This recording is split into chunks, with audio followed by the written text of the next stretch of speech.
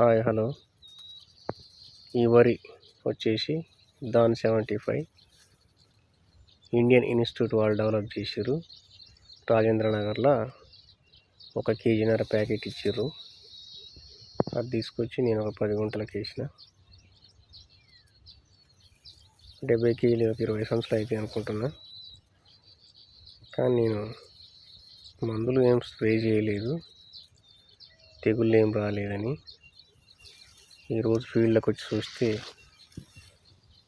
ఎలాంటి తెగుళ్ళు ఏ పురుగులు లేవు, కానీ కంకి నల్లి బాగా ఉంది, నల్లగింజ కనపడుతుంది. ఎన్నొచ్చేసి జానడు ఉంది, 350-400 గింజలు ఉన్నట్టుంది ఒక్కో కంకి. కానీ కంకి నల్లి దీనికి ప్రధాన ప్రాబ్లం అని అనుకుంటున్నాను నేను.